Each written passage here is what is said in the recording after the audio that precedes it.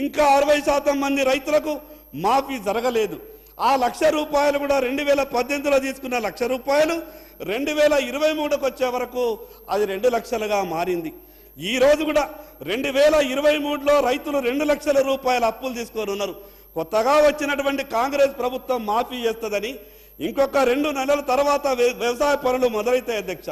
మరి ఈ ప్రభుత్వం తరపున ఎక్కడ కూడా స్పష్టమైనటువంటి హామీ లేదు.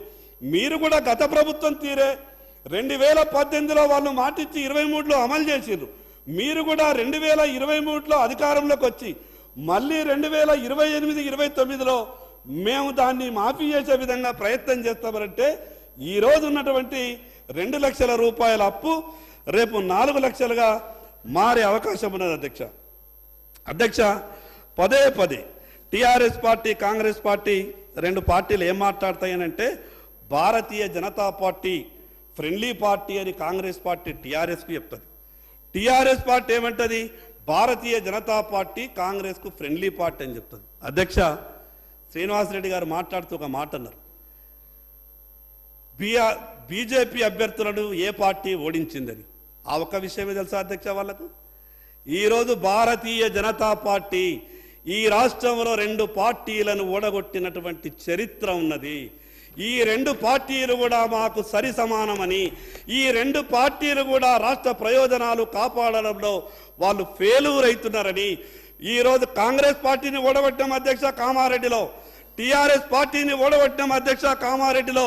ఈరోజు 2 పార్టీలను మేము ఓడగొట్టినాం. ఆ అవకాశం కూడా ఈ 2 పార్టీలను ఓడగొట్టేటటువంటి అవకాశం కూడా కామారెడ్డి ప్రజలు భారతీయ జనతా పార్టీకి ఇచ్చారు అధ్యక్ష.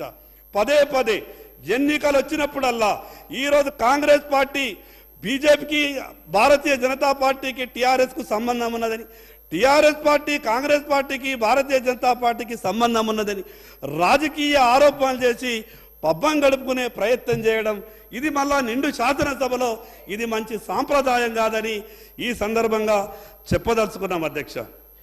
అధ్యక్ష, కాంగ్రెస్ పార్టీ మేనిఫెస్టో గురించి చెప్పాలంటే బాగా పెద్దగా ఉంది అధ్యక్ష. మరి మాకు మీరు ఇచ్చినటువంటి సమయం కూడా సరిపోదు. నేను ఎక్కువ చెప్పొద్దు అనిపిస్తుంది, కానీ కొన్ని విషయాలన్నా సభ దృష్టికి తీసుకొస్తే ప్రభుత్వంలో ఉన్నటువంటి ప్రభుత్వ మనసు కూడా ఏమన్నా మారి తెలంగాణ ప్రజలకు ఏమన్నా మంచి జరుగుతుందన్న ఒక ఆలోచనతోనే మీ దృష్టికి తెచ్చే ప్రయత్నం చేస్తూ ఉన్నాం అధ్యక్ష. అధ్యక్ష, నేను గత సభలో ఒక విషయం అడిగిన. గత ప్రభుత్వం ఎస్సీ ఎస్టీలకు 100 యూనిట్లు ఫ్రీ అని చెప్పి 101 యూనిట్ అయినా 101 యూనిట్కు బిల్లు వసూలు చేసిండ్రు. మీరు కొత్తగా 200 యూనిట్లు ప్రతి ఇంటికి ఉచితంగా ఇస్తామన్నారు కదా, మరి ఎన్ని యూనిట్లు కాల్చినా 200 యూనిట్లని కటియేసి మిగతా దానికి బిల్లులు చేస్తారా, లేదా గత ప్రభుత్వం తీరే ప్రజలని మోసం చేస్తారా అంటే ఆ విషయం మీద కూడా ప్రభుత్వం స్పష్టంగా గవర్నర్ గారితో చెప్పించే ప్రయత్నం చేయలేదు అధ్యక్ష. అధ్యక్ష, మీ ద్వారా ప్రభుత్వంలో ఉన్నటువంటి అధ్యక్ష ఒకటే మీ ద్వారా ప్రభుత్వంలో ఉన్నటువంటి పెద్దలకు ఒక విషయం చెప్పదలుచుకున్న అధ్యక్ష.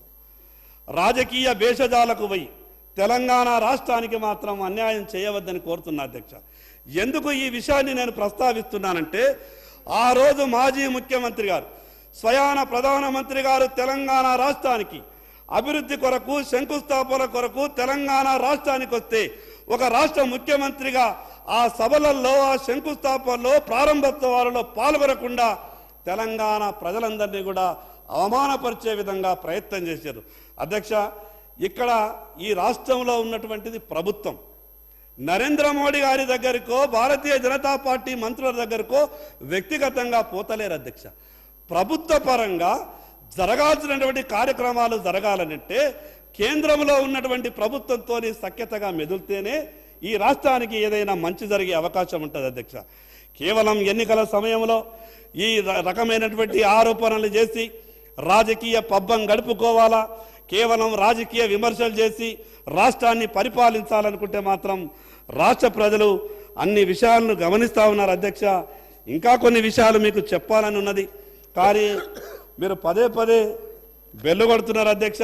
కొత్తగా వచ్చినటువంటి సభ్యులం కాబట్టి మరి అధ్యక్షుడు ఇచ్చినటువంటి ఆదేశాన్ని మేము పాటించాలా.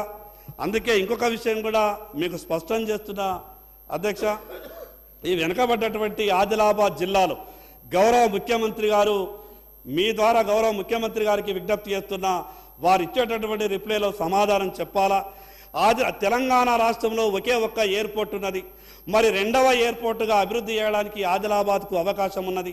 ఇప్పటికే రక్షణ శాఖ అన్ని విధాలుగా నిధులు ఇవ్వడానికి సిద్ధంగా ఉన్నది. కాబట్టి ఆదిలాబాద్లో ఎయిర్పోర్టు నిర్మాణం చేయడానికి ప్రభుత్వం నుంచి ఎటువంటి చర్యలు తీసుకుంటున్నారో మీ ద్వారా చెప్పాల్సిందిగా ముఖ్యమంత్రి గారిని కోరుతా ఉన్నాను అధ్యక్ష. మరి అదేవిధంగా అధ్యక్ష, పరిశ్రమల పరంగా వెనకబడ్డటువంటి ఆదిలాబాద్ చాలా ఇబ్బందులలో ఉన్నది అధ్యక్ష. ఉద్యోగ అవకాశాలు లేవు, ఉపాధి అవకాశాలు లేదు, చాలా ఇబ్బందులలో ఉన్నటువంటి యువతకు పెట్టుబడులు ఏ వచ్చినా వెనుకబడ్డటువంటి ఆదిలాబాద్ జిల్లాకు అవకాశం ఇవ్వాల్సిందిగా మీ ద్వారా గౌరవ ముఖ్యమంత్రి గారికి విజ్ఞప్తి చేస్తా ఉన్నాను అధ్యక్ష. మరి అదేవిధంగా అధ్యక్ష, మేము 8 మంది సభ్యులు ఉన్నాం, మాకు ఒకరికే మాట్లాడే అవకాశం ఇస్తున్నారు. మీకు మా పార్టీ తరఫున విజ్ఞప్తి చేస్తాను అధ్యక్ష, మాకు 2 సభ్యులకు మాట్లాడే అవకాశం ఇవ్వండి. ఎట్లా కూడా మీరు మాకు ఒక ఎగ్జెన్షన్ ఇస్తామన్నారు, కొత్తగా వచ్చిన సభ్యులకు మేము కొంత అవకాశం ఎక్కువ ఇస్తామన్నారు. కాబట్టి పార్టీ పరంగా కూడా మేము 8 మంది గెలిచినటువంటి శాసనసభ్యులం ఉన్నాం, మాకు 2కి అవకాశం ఇవ్వాల్సిందిగా మీకు విజ్ఞప్తి చేస్తూ, ఈ గవర్నర్ గారి ప్రసంగంపై ధన్యవాదాలు తెలిపే తీర్మానంలో నాకు మాట్లాడే అవకాశం ఇచ్చినందుకు మీకు ప్రత్యేకంగా ధన్యవాదాలు తెలియజేస్తూ సెలవు తీసుకుంటున్నాను అధ్యక్ష. Thank you. Mister Akbaruddin Owaisi ji. मोहतरम पैनल स्पीकर सर, मैं मजलिस इत्तेहादुल मुस्लिमीन की पार्टी की तरफ से गवर्नर के खुतबे पर तहरीक तशक्कुर पर हिस्सा लेने के लिए खड़ा हूं और ये बात ज़रूर कहूँगा कि मजलिस इत्तेहादुल मुस्लिमीन अपने अहिया से लेकर आज तक मुल्क की